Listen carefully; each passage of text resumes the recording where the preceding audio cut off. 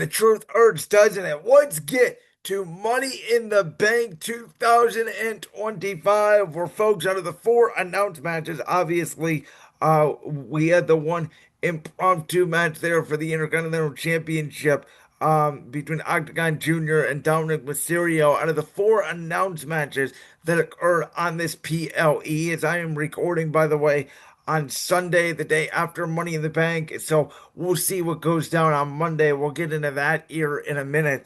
But out of the four announced matches, I only got one correct. So it was a very unpredictable PLE for me. I always like the very unpredictable PLEs.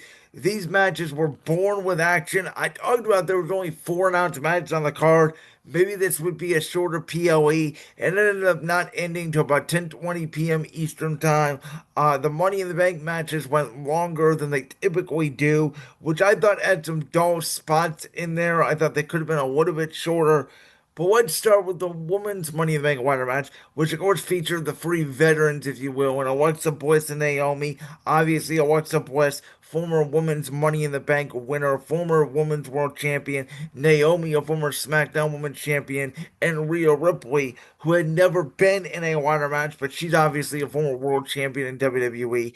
Then they had the three young girls, and they kept mentioning Stephanie Valkyrie having three matches in 24 hours, and Julia's success all over the world, and Roxanne Perez and her dominating start in NXT. So even though these three girls are young on the main roster of WWE, and their first ladder matches in WWE, they've been very successful, whether it's been NXT or on the Indies, and so they were going to show their experience.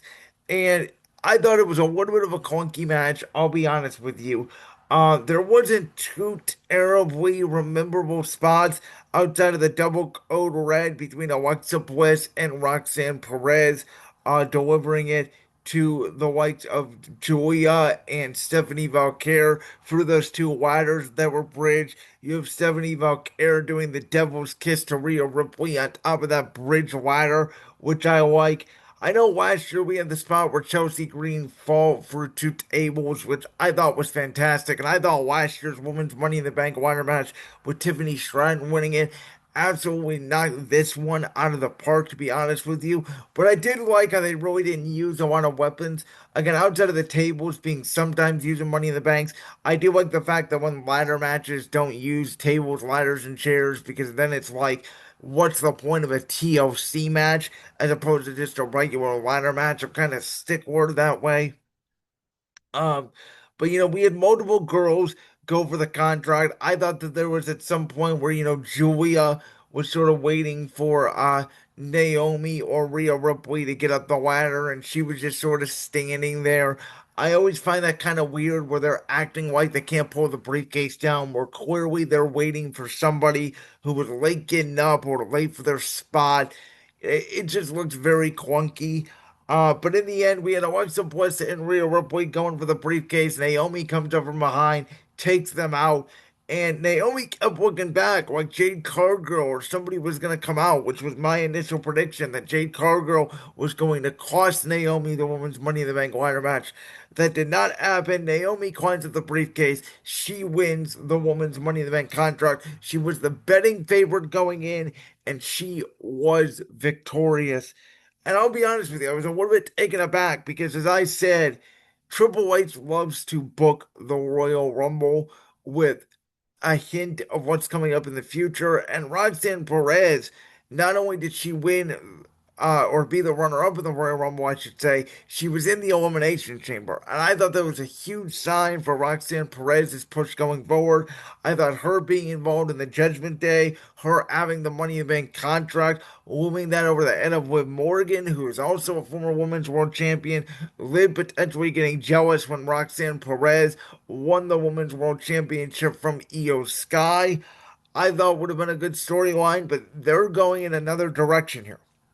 And maybe my prediction in hindsight should have changed when WWE did announce King and Queen of the Ring is going to take place at Night of Champions in Riyadh, Saudi Arabia, here at the end of June, June 28th. I think it's very clear what is going to happen. I think Jade Cargill is going to win the Queen of the Ring tournament. She will then go on and she will be a babyface in a match that will not make any sense because Tiffany Stratton is getting so over as a face. She will then go on to face Tiffany Stratton for the women's championship at SummerSlam.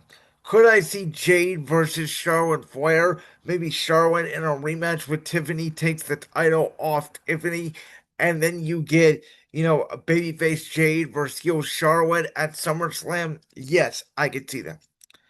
But I do think that afterwards, Naomi is going to attack Jade Cargill, or maybe she just does what Seth Rollins did and cashes in mid match, and that pisses off Jade Cargill even more. And Naomi steals the WWE Women's Championship essentially from Jade Cargill.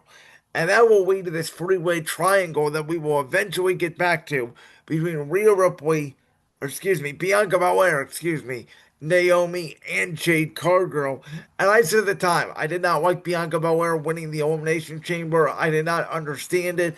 I thought she should have been involved in this Naomi attacking Jade Cargill situation. I never understood it. I think that it would have been a perfect opportunity to turn Bianca Belair heel. I think Bianca needs a new essence to her character. But if I am correct at where I'm going here, then eventually Jade is going to take the title off either Tiffany or Charlotte. Naomi then will immediately take the title off Jade. Well, there's going to be a situation where Naomi is champion, Jade Cargill has been a champion, and this calendar year, even though she was the longest reigning Raw Woman champion in history, Bianca Belair hasn't been a champion, and outside of being a tag team champion, she hasn't been a singles champion in WWE in forever. It's going to piss Bianca Belair off. She's going to be resentful for it, and that's where we get a heel Bianca Belair potentially. And we get the triple threat down the line. Agent Bianca, who could be a tweener, if you will, between Jade, between Naomi, the heel champion, and Jade Cargill, the sympathetic babyface that they're trying to build up to be a big star. I want you folks to remember this, that this year in MetLife is the first ever two-night SummerSlam. WWE is going to want a big moment, a game-changing moment. They're going to make SummerSlam feel extra special this year. Jade Cargill versus Charlotte Flair, never been seen in WWE. Jade versus Tiffany, they've been teasing it ever since the night after WrestleMania. It actually happened on the SmackDown after WrestleMania, but we never got a fitting conclusion to it. That is a money making SummerSlam match as well. And the big moment, Naomi cashing in, big headlines, I could feel it out of night one of SummerSlam in MetLife. We walk away with a new WWE Women's Champion, and you better proceed with caution. Then we get, as I mentioned, Octagon Jr. coming off what happened at AAA, which I've said it before. I don't care about Worlds Collide. I don't care about, this NXT Lucha Libre thing. I know it's under the WWE brand. It reminds me of like AEW and ROH. And then the Forbidden Door dream matches with AEW and New Japan Pro Wrestling. And I don't give a living crap about that. So I don't care about Worlds Collide. Didn't watch it. Didn't even think about it. Don't care about it. But they're trying to build up these luchadors, and WWE is trying to be the home of Lucha Libre now. And obviously, you have Rey Mysterio, who's been the face of it for 2 decades. You know who I think will be the next face of it is Penta, who I think is way more over in WWE than his brother Rey Fenix. I think you got to get them back as the Lucha Bros for Rey Fenix to finally get over with the help of his brother. But you obviously have all these luchadors, and Rey Mysterio came out, and Dom called his father a deadbeat, and that led to Don versus Octagon Jr. They built this whole thing up for a Money in the Bank Impromptu Intercontinental Championship match to get our fifth match on the card. It was a good match. Octagon did some nice spinny things. Dominic Mysterio hit a frog splash. It was whatever. 1, 2, 3. What I want to go with this is I'm kind of shocked that WWE has not yet turned Dom babyface. And, we alluded to this with Tiffany Stratton, where it was like, she's a heel, but the crowd is cheering her, and they had to change face, and she became the babyface, and Charlotte became the heel, and Tiffany went over clean as a whistle at WrestleMania 41. It was like, Jacob Fatu. He was the United States champion and he was the heel in the match against LA Knight at WrestleMania, and yet fans wanted Jacob Fatu. And fans have been chanting Jacob Fatu, and we'll get to what he did here in a minute, but obviously WWE has listened to their fans. I think WWE needs to listen to their fans. I mean, Dom is getting the dirty Dom, dirty, dirty Dom, dirty babyface chants, even when he's supposed to be this maniacal heel. And, Finn Balor, Roxanne Perez, now they obviously don't have Carlito in the Judgment Day, but I think I could see a scenario where Finn Balor, JD McDonough, and Roxanne Perez, they're the ones that turn heel, I think. And, Liv Morgan, Raquel Rodriguez, and Dominic Mysterio should be the one to go babyface when the Judgment Day eventually breaks up. That's where I'm at with this. I think Dom has organically gotten himself over to being the biggest piece of shit, dirty heel in the business. I don't think Dominic Mysterio should turn on Liv Morgan and be this dirty ass rash bastard. And he turns and joins Roxanne Perez and they leave Liv Morgan at the altar. I would again like to see Dom and Liv together as baby faces. As much as I've enjoyed this heel Liv Morgan run, we know how good she can be. We know how sympathetic she can be as a baby face. I think Raquel is better as a heel because she's just tall and she's a monster and all that. But we're leading towards two very similar sized women, Roxanne Perez and Liv Morgan, having a feud, and I don't see in this situation how Roxanne Perez can be the babyface. That's just my opinion. I don't want Dom to turn on Liv. I want him to stay with Liv. I don't want him to go with Roxanne Perez. We'll cross that bridge when we get there. Then we have the Women's Intercontinental Championship between Becky Lynch and what my favorite wrestling commentator, Jim Cornette, calls her Lyric Valedictorian, the champion for the Women's Intercontinental Championship, where the stipulation was if Lyric did not retain the championship, she had to raise Becky Lynch's hand, but if Lyra won the championship and still retained, Becky would no longer challenge for the championship as long as Lyra was champion. And I liked how this match, a little bit different from their backlash match, they came out firing right out of the box, right? There was no sort of slow build to this. Becky would go for the manhandle slam early. Lyra would go for the Nightwing early. Both ladies would counter. This match really did pick up. There was a little bit of wrestling, though not as much as their backlash encounter. It was a very different matchup.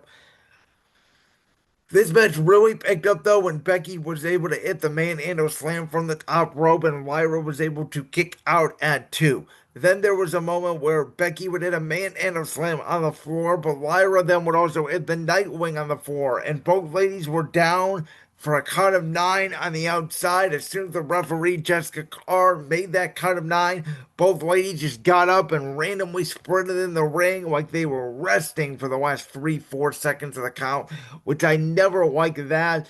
Then they got into the desperation where, both ladies would go for their finishers, both ladies would counter, but in the end, Becky Lynch with a handful of tights would win the Women's Intercontinental Championship. Now, I thought it was going to be by submission, and I was very surprised here that Becky Lynch did not even go for the disarm her in this matchup. I thought that would have been a perfect way to validate Becky Lynch winning the Women's Intercontinental Championship. She was better than Lyra Valkyria on that night. Lyra Valkyria would have to raise her hand, maybe put the championship around her waist, and I thought they could do this cool little storyline where Lyra would have to become Becky Lynch's manager for a little while. And then, eventually, Lyra would have to turn on Becky, and that's how we get the third encounter. But here, Becky Lynch wins with the roll with the tights, which did, I admit, stick to her ill character that she was out of desperation, that she would win the Women's Intercontinental Championship by any means necessary. Lyra did held up her hand, but then Becky Lynch made her hold her hand and walk all the way around the ring with her all four corners. Then she made Lyra put the Women's Intercontinental Championship on her waist. And then Lyra would deliver a back German suplex and another Nightwing to Becky Lynch, leaving her in the middle of the ring, which signifies that this feud is not over. We're going to get one more match, which I predict will either be in Saudi Arabia or it will be the night, the Monday Night Raw after Riyadh. 48 hours later, which, could take place in a stipulation, maybe a falls count anywhere, or even a best two out of three falls, no disqualification because they do have one win over each other. We're going to get one last bout to see who the real Women's Intercontinental Champion will be. That will be where Lyra will defeat Becky. She'll go 2-1 in this series. I don't think Becky needs a long reign with the Women's Intercontinental Championship. Lyra was a good champion. She was a workhorse champion. I think it's a workhorse title. I would like to see Becky with it longer. I'd like to see her, sort of hold it as a chicken shit heel. But when she was in the ring, she would have really good matches and prove her worth as champion. I just don't think that's what we're getting out of this. It does feel like, Becky is trying to help her good friend, her countryman, if you will, in Lyra Valkyria get over. And I think Lyra, as I've said multiple times, I think she's gotten better throughout this feud, and I think their third match should be the best out of all three of them. I'm looking forward to see how they finish this feud off in the next month or so. Then we get the men's Money in the Bank ladder match, which from Monday Night Raw saw the visionary, the architect Seth Rollins, El Grande Americano, Penta, and from Friday Night SmackDown, you add Andrade, Solo Sikoa, and LA Knight, yeah, who is the fan favorite. Now, for anybody that doesn't know, he's actually not from LA. He is from Baltimore, Maryland area. But because his name is LA Knight, he's from Los Angeles, California. And so LA Knight, everybody thinking that he was from LA, he got a big pop when they mentioned from Los Angeles, California, from Alicia Taylor. LA Knight had been the runner-up in the men's Money in the Bank ladder match in 2023 to Damian Priest, in 2024 to Drew McIntyre, and the opens at the megastar, who is now a two-time United States champion, would finally climb that ladder, retrieve the briefcase, and it would be LA Knight's time to almost become a world champion in WWE. He's had world championship matches before with the Tribal Chief, the OTC. He's been involved in world title feuds. It was his time. But alas, it was not meant to be. Listen, this match was crazy, filled with high octane spots. Everybody got their spots in. Penta was just incredible. I mean, I thought this was, for the most part, a Penta showcase. The only thing I did not like about the whole match was the one spot where El Grande Americano was on the outside and Penta was there. There was nobody around him, but they were doing this spot where LA Knight catapulted El Grande onto a ladder, and then El Grande would leap onto another ladder with the help of Seth Rollins to help stop Penta from grabbing the briefcase. And Penta was up there for seemingly 5 minutes, just staring at the briefcase, not pulling it down. Again, bothered me. A little bit sloppy, but this match had a lot more high octane spots than the men's match did. There was a lot of close moments for guys like Seth Rollins, for guys like LA Knight, for guys like Penta, even Solo Sikoa. Obviously, we got to get to the point where there was interference from Braun Breaker and Bronson Reed, where Seth Rollins was on the outside. He looks at the camera and calls his boys to come down, and they don't even come down from the crowd. They come down from the entranceway, and you have Breaker just spearing El Grande Americano in half.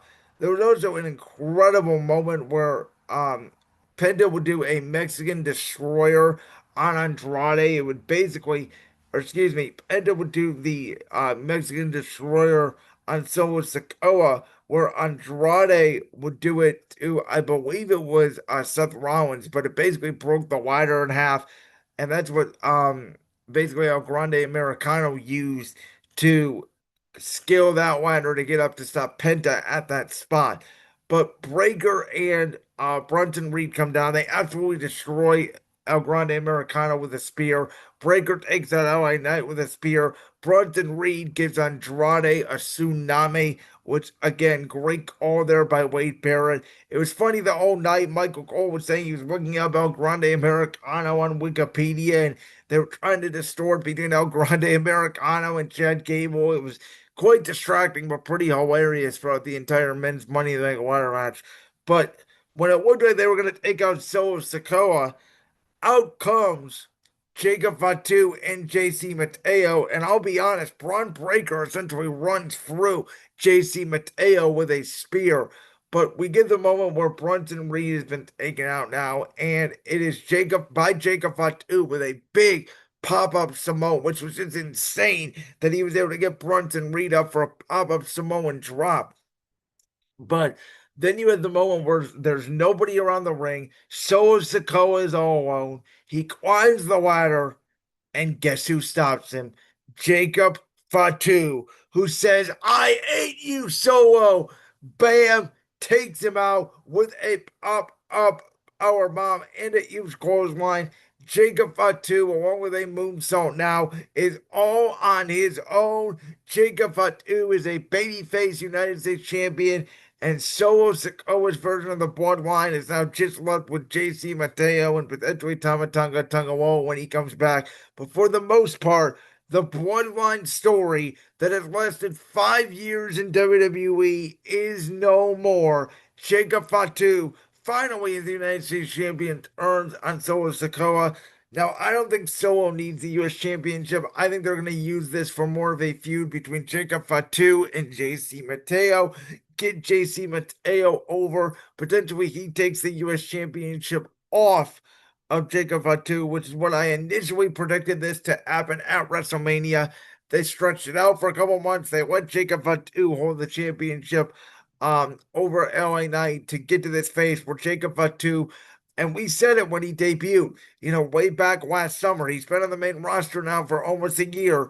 And even though Solo Sikoa was supposed to be the head leader of this new bloodline, he was in the bloodline rules match against Cody Rhodes, where I was at Cleveland Brown Stadium, now known as Huntington Bank Field, at SummerSlam 2024.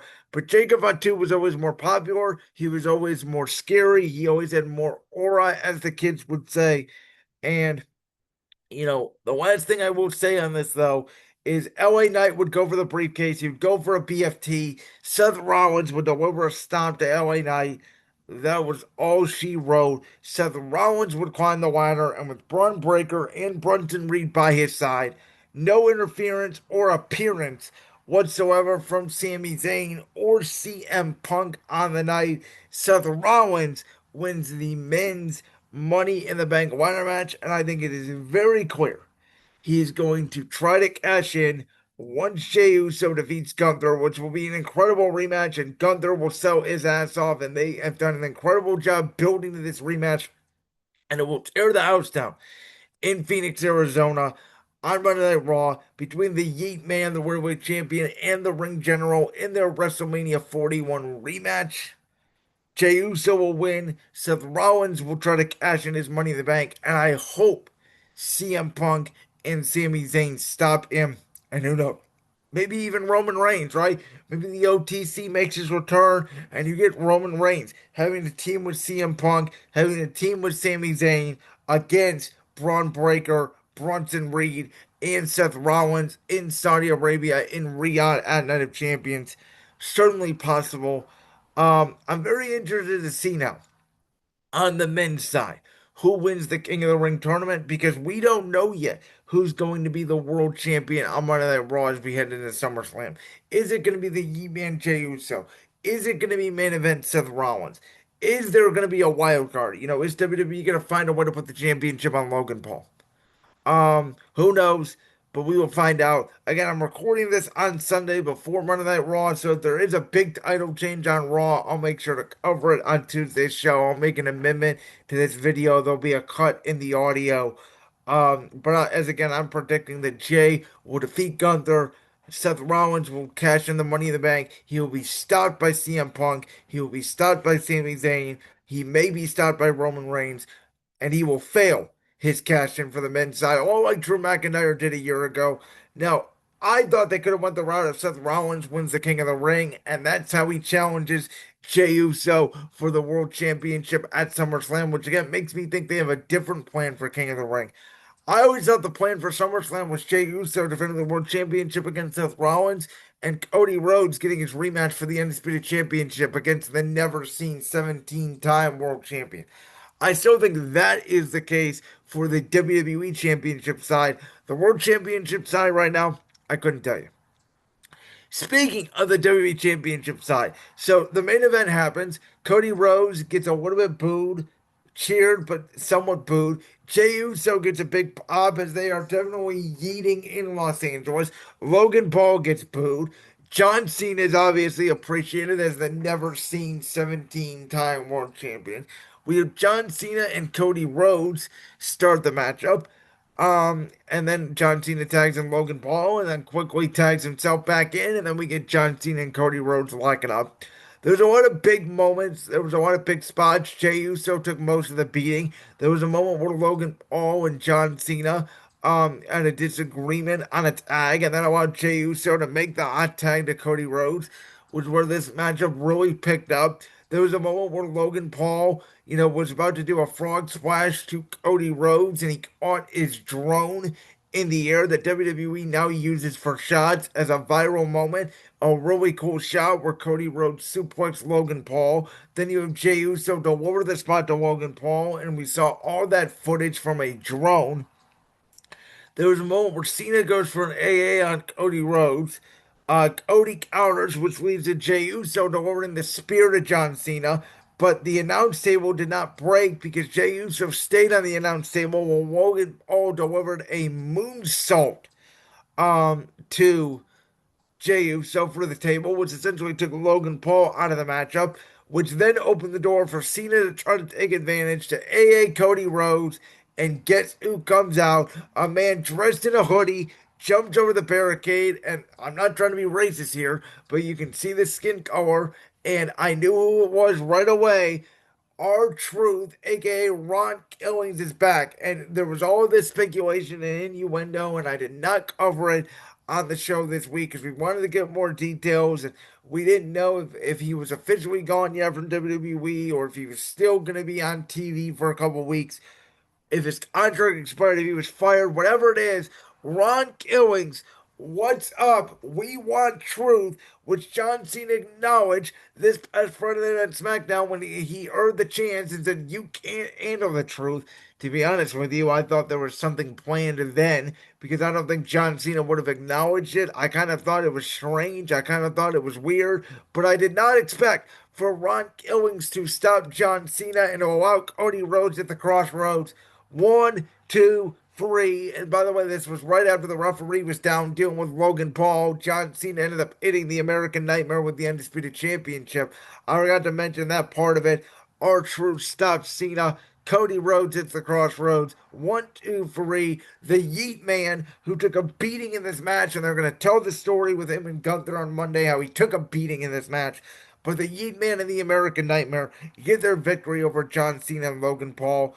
I thought maybe there was a chance Travis Scott would appear and John Cena and Logan Paul are up to their old shenanigans and the crowd boos as John Cena and Logan Paul win this match. That was not the case. They let the baby faces go over in the main event here. Cody and Jey Uso win. And now I think we are set up again for Cody Rhodes and John Cena. I don't know if you can call it bloodline rules. Maybe Travis Scott comes back in interference. Maybe the final boss does try to interfere. Who knows? There's a lot of speculation out there about The Rock's involvement and The Rock's potential involvement in creative. And there's all these rumors out there that the R-Truth release, that this all came together in a couple days and he was actually released and that this wasn't a work. And who knows what to believe. This administration, under Triple H, if you will, does a really good job at working the dirt sheets when they really want something to be a surprise. I think they do that better than any time in the WWE's history, to be honest with you right now. Great moment, great show. I think the Intuit Dome looks absolutely sick for a wrestling show. I think it's weird the way they have the lights. It makes you think the seats are empty, even though it's completely sold out, and you can tell it's sold out, but it makes it look like with the spacing and the lights that there's so many empty seats. Despite that, I thought the crowd was good. I thought it was pretty great towards the end. I didn't think it was the best crowd ever. I thought the matches, all of them took a little time to get building, but by the end, they all had fantastic finishes, and it was a wonderful night of professional wrestling. I thoroughly enjoyed Money in the Bank. Again, I love heel John Cena. I think heel John Cena is great. I think he is trying to ruin wrestling. I think that is the gimmick. I don't think people are getting it as much, which is why people hate heel John Cena. They want heel John Cena to go away. I think you will get your wish when the American Nightmare wins the Undisputed Championship back at SummerSlam this year, night 2, MetLife in New Jersey. But nonetheless, we'll just have to be patient and see where this storyline goes. Like that clip from the Friends World podcast? If so, make sure you go down there and hit that subscribe button. While you're down there hitting the subscribe button, make sure to also hit the notification bell so you never miss another upload. And make sure you check out all the other clips from the Friends World podcast right here on YouTube.